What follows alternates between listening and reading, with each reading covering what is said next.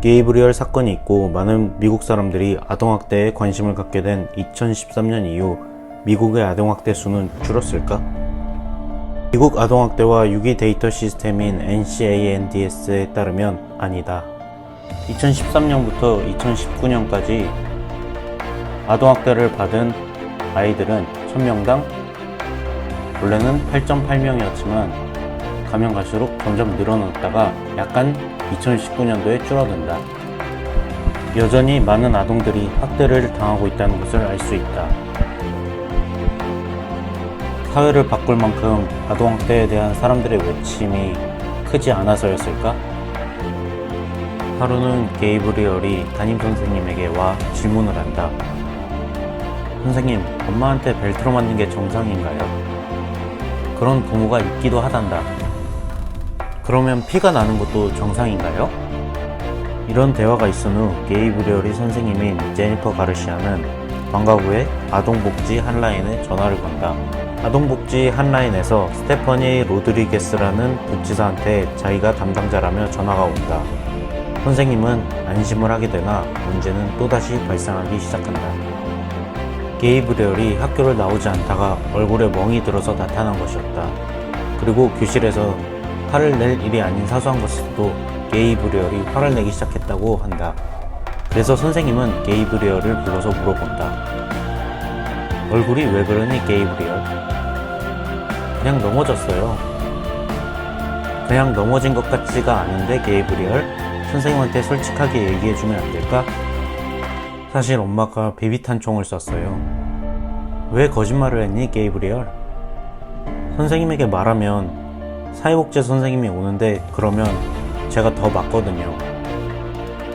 이 말을 들은 선생님은 한라인에 전화하기가 두려워졌다고 한다. 그러나 고민을 하다가 결국에는 다시 한라인에 전화를 걸어 상황을 설명했다고 한다. 이후 게이브리얼은 한동안 학교에 안 오다가 오게 되었는데 이번에는 눈이 엄청 빨갛고 충혈되어 흰자가 안 보일 정도였고 이마의 피부는 마치 벗겨진 것 같았다고 했다. 게이브리얼, 이번엔 무슨 일인 거니? 자전거를 타다가 떨어졌어요. 선생님은 화가 나서 스테퍼니에게 메시지를 남기게 된다. 이 날은 어머니의 날 프로젝트를 하는 날이었다. 게이브리얼, 오늘 어머니의 날 프로젝트를 하는데 너 하고 싶니? 네 선생님, 저도 할래요. 문을 열면 사랑하는 사람이 보인다고 적혀있고 게이브리얼의 사진이 붙여져 있다. 나의 엄마는 특별해요. 날 사랑해주고 아름답기 때문에 난 엄마를 사랑해요. 난 엄마를 사랑해요. 게이브리얼이 어머니의 날 프로젝트를 맞이하여 어머니에게 쓴 카드 편지였다. 그리고 이날이 게이브리얼이 죽기 2주 전이었고 죽기 전에 마지막으로 학교에 온 날이었다. 게이브리얼 선생님은 아이가 이렇게 했던 이유는 엄마의 사랑을 원해서 아니었을까? 엄마를 행복하게 해주고 싶은 마음에 학교에서 이렇게 어머니의 프로젝트를 하지 않았을까? 라고 말했다.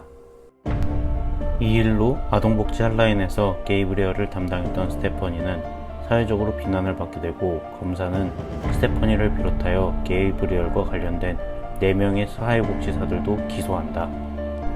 게이브리얼을 담당했던 사회복지사 팀장님은 말한다. 일반적으로 한 사회복지사가 30개씩의 사건을 맡고 심지어는 35개, 38개의 사건을 맡기도 한다고 말이다. 이 사회복지사들은 6에서 7명씩 한 팀이 되고 이 팀의 팀장님은 한 번에 평균적으로 250에서 300명까지 맡아보았다고도 한다. 이 많은 아이들을 기억하는 건 거의 불가능하다고 한다. 게이브리얼을 담당한 팀장님은 처음엔 이 사건이 아이가 친척과 살았는데 친척이 더는 못 돌보게 되어 어머니와 함께 살게 된 단순한 이야기인 줄 알았다고 한다. 자문해 보았다고 한다. 과연 왜 놓친 걸까? 왜 못 본 것일까? 아동보호기관의 업무량이 너무 과중되어 있어서 비판적인 사고를 하는 건 굉장히 어려운 일이었다고 생각한다 했다. 스트레스가 적었다면 위험 신호를 봤을 것이라 생각한다고. 지금의 시스템은 너무 가혹한 시스템이라고 말이다. 또한 아이는 부모랑 떨어지면 스트레스가 엄청나게 아이를 될 수 있으면 가족과 함께 자랄 수 있도록 하다 보니 잘못된 선택을 한 것 같다고 생각한다 말했다. 게이브리엘 사건 이후 카운티주는 아동 관련 비상대책본부를 운영한다. 비상대책본부는 아동학대로 보호받는 아이들이 적절한 곳에 가기 전에 대기하는 곳으로 24시간 운영이 되었다. 가면 갈수록 점점 더 많은 아이들이 비상대책본부에서 기다리게 되었다. 처음 한 달에는 16명, 나중에는 한 달에 350명까지 비상대책본부에서 기다리게 되었다. 상황이 심각해지자 LA 카운티는 비상대책본부에서 지내야 했던 아이들의 수를 부정했고 그 기간의 많은 기록을 파쇄했다고 한다. 이러한 문제점들에 대하여 미국은 사기업에 사회복지 사업을 위탁하였기에 문제가 생기는 것이라고 말하는 사람들도 있다. 물론 어느 정도 일리가 있다. 그러나 사회복지사를 하는 사람들은 그래도 사명감이 있는 사람들이 하는 경우가 많다. 이들을 욕하는 사람들 중에 몇이나 이 자리에 있을 때 현명하게 아동학대를 모두 처리할 수 있을까? 다수의 사람들이 심판자가 되고 싶어 하는 것 같다. 현재 대한민국에도 비슷한 일들이 벌어지고 있으나 잘못한 사람들만 찾고 얼마나 심하게 당했는지 이러한 것들에만 이목이 집중되고 있는 것 같다.